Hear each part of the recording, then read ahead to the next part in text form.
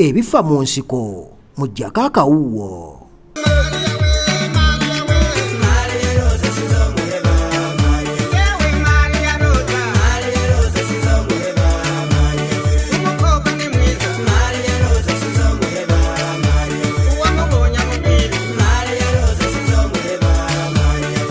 Seguya Godfrey amanyiddwa nga Kayibanda yayatiikirira nnyo ng'akyakolera ku leediyo ya CBS gye yasookera, wabula oluvannyuma ne yeeyunga ku leediyo ya Bukedde wamu ne TV ya Bukedde kwazannyiranga Kayibanda awamu n'okukola obulango obutali bumu.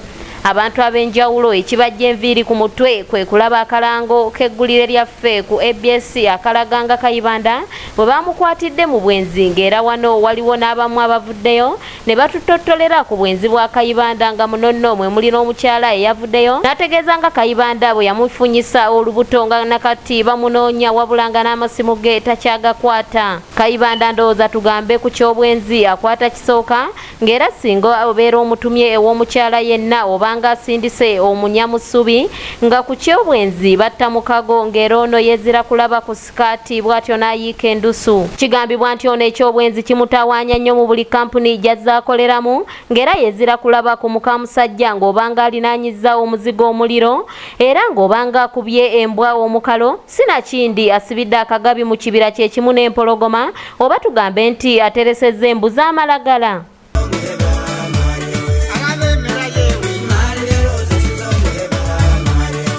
Kabuga kelungujja wano ku njegoyego z'ekibuga Kampala, abatuuze balabidde katemba atali musasulire. Semaka bwakutte mukyala we Rubona nga apepeya n'omukozi w'oku leediyo amanyiddwa nga Kayibanda.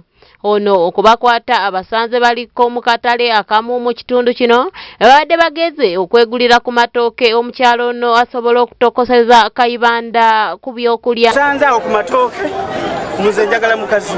Nannyini mukyalo ono ategeezezza nga bwakola safari wabula nga aludde ng'afuna olugambo nga we waliwo omwami eyeegiriisiza mu maka ge buli lwasimbula w'ekigere.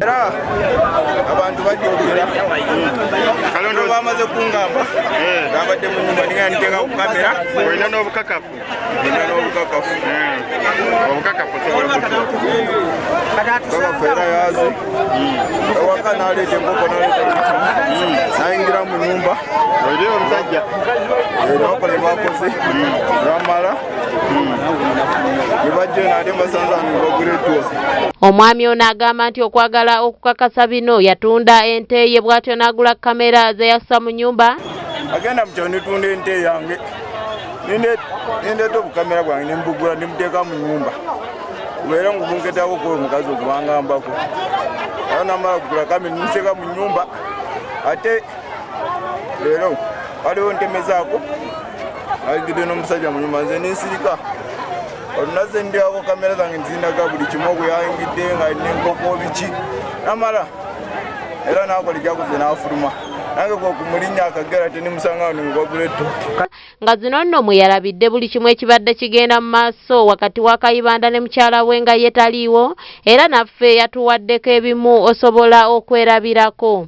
Tulaba nga Kayibanda yajja mu maka g'omwami ono ng'ennaku z'omwezi 24 omwezi gwa January omwaka guno, nga n'ennyaniriza w'omukyalo ono yennyini ye yamwanirizaamu eraga enkolagana eri wakati w'ababiri bano.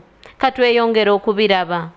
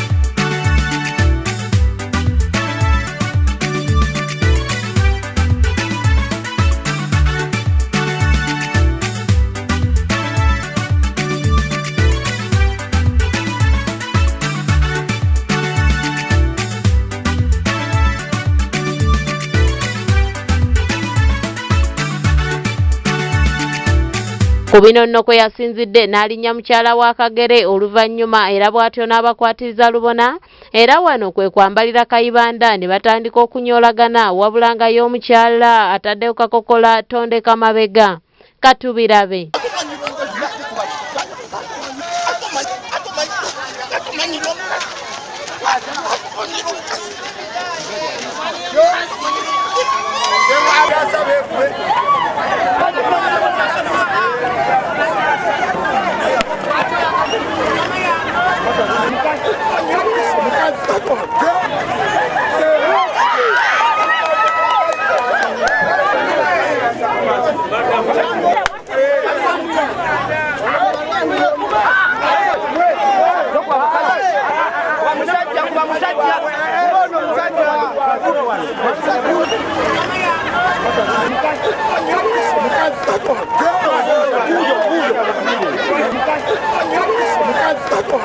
Kayibanda bino byonna byeganye n'ategeeza nga ye bw'aludde ng'asomesa omukyalo ono okukola obulango. Sanza awo ku matooke muze njagala mukazi we atandise butandisi kulwana.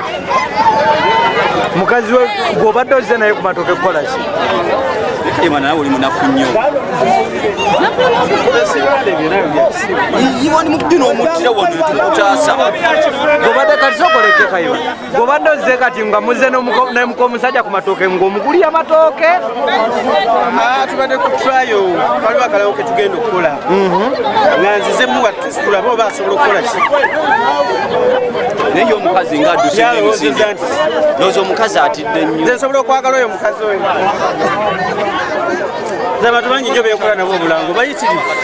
Naye kati ye omukazi Abatuuze abaddewo wakati mu kusaakanya banenyezza Kayibanda olw'obunafu bw'ayolesezza kyokka nga ye yasigulamuko omusajja. Omukazi agambye atya? Kibadde kya lumu mu kyaleero kyokka naye ate omusajja anyiize bulungi. Omukazi bw'atyo bw'agambye. N'okudduka ddusa atidde nnyo. Ne Kayibanda ye mwadde munafu. Ndi ku by'omusajja tojja kumuyamba naye munafu nnyo bamuvulunze nnyo ebigongo. Kati nze mbasobola kuba Kayibanda. Niyinza okulenga nga Kayibanda bamukubye empale ziri waggulu. Kati tugenza okwagala okumutaasa omusajja agamba nti abadde ku mukazi wange. Kati naye Kayibanda yolesezza obunafu buyitirivu bamukubye nnyo. Tufunya n'ensonyi nga bamukuba. Tuswalidde wamu. nze mbisanze wakati ka Kayibanda nga batandise okulwana ssebo. Bavudde gutyo. Naye omukazi ng'adduse